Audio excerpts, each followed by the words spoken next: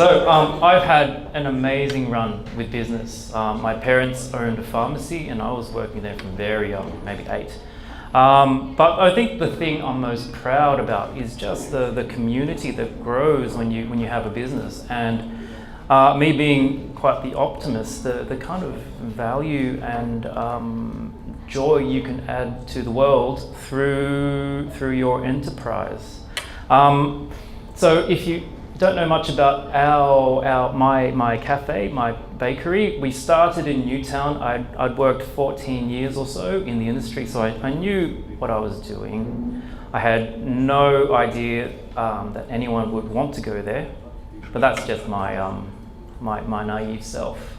So I started with nothing, with no money, and that was a great start for me because the mistakes were small, and I was trained as a chef, and that's what I could do. But I had to grow into the other roles, as I'm sure a lot of you understand. Like, you can make a great cake, but that itself does not make a great business.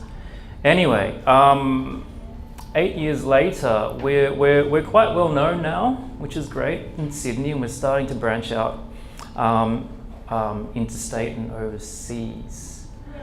Yeah, that's fine. But really, I think if I could tell you what our secret was, I mean, I don't really know. We just stumbled upon it. I talk about me, my wife and I. This is just all we've got. We had to really grow into all those roles. And fortunately, we were able to do that and survive. I mean, business, there are many, many different paths to a great business, is all you know. But I think I'm just going to tell you maybe 3 things, possibly, that I think in hindsight made us really what we are. So I think firstly, we just know inside out, back to front, what we are and what we believe in, what we do well, and in saying that, what we don't do and who we can't help. And I think that's really important. And so in about year 2, one of my chefs who came from the corporate world said, you need a mission statement. It's like, I'm just a chef, what do I need that for? But really, I mean, you need to put down what you believe in and then tell everybody. And when they understand and you understand, then you get this beautiful thing, which I'm saying is called product market fit. Now, if you haven't seen our famous watermelon cake, okay? We do many things, I do many things, but we have this one cake and it's just sparked the imagination of the internet, really. So on a Friday night, a busy Friday night, we can make like 3,600, almost 4,000 pieces of this one cake because it just hit the mark. I didn't mean it to do this, it just did. So maybe I'll ask you in your industries, what is it that's just going to hit the mark, right? I don't know if many of you know this, but we had a cafe at the Powerhouse Museum and we loved it there. We didn't have a lot of confidence in what was happening in the next 5 years, so we decided that we were going to move. That's the story there. But even there, even with our beautiful product, we found that our market wasn't quite right there to the visitors. We could have made it work, but we all make mistakes. So when you find this product market fit that just gels, bang, it just goes crazy. Okay. So know what you believe in. So we devise these 3 principles for which we make all our decision making, right? And that makes life so easy for me because everyone knows what Chris would do in this situation, and then I can step back and then they know exactly what to do. So number 1 is integrity. It meant in ingredients and the way you make food, but now it means how you deal with people, really. So whatever you do, you need to do from a very transparent level. Number 2 is hospitality, because a lot of chefs just want to work with the food and they forget that it's about someone putting food in their mouth, right? And so we always are telling them, just remember, it's always about the other people. And in our industry, people who get that and have that at their core, they're the ones who really flourish in hospitality. The ones who are so obsessed with their own experience, I've worked hard and I'm underpaid, they're the ones who eventually burn out. And the last one is community.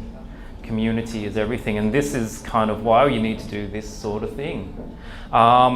Because what I find, I mean, it's beautiful where it's a growing thing, and we support a lot of people making their way in their careers.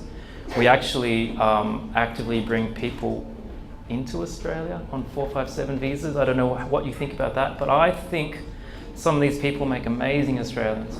I am son of first generation Australians, you know, and God, you can't tell, can you? So I know I need to remind myself. So what we're doing, I mean, we bring these people and they make amazing Australians, and then their children are the ones who are just going to be like me, okay? But community, I think, because we're here and we're talking about creativity, this is where it really gets interesting. Community and creativity. You know, and we collaborate with all sorts of people from different industries, and that's amazing because often you can just bring different solutions, different kind of things, ways of thinking. Chair designers, plate designers, graphic designers, all that stuff. So creativity is really interesting. I think what we did well too is this. I mean, we were just so lucky that we just worked it out. But when we started, we had no Facebook.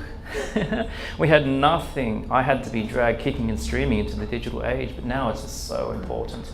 So this cake we have, which really is the backbone of our business, right? We do 30 of this, 10 of this, 5 of this, and 4,000 of this. This is an internet phenomenon, but without learning the ways of social media, these kind of things are impossible, right? And so what makes something go crazy on social media? I think it's where, firstly, people listen to you, right? So you need to be in a place where you actually communicate your ideas, right? And people, they listen to you. And then these, I mean, for us, it's Instagram. Everything's visual, but really what goes crazy are these disruptive ideas, don't you think? These ideas that people go, what's that? And it just sparks the imagination. So I would ask you, in your industries, I mean, what are these disruptive ideas you can just do and own and make people take notice? Yeah, that's right. Creativity. I think really that is, for me, creativity is crucial to my industry, and I think for everyone. Because I worry, like you all do, I'm sure, what's going to happen in the future. But I know with my creative mind and problem solving, then I'll get through. Why do I want to say that? Because I think, yeah, that's it there.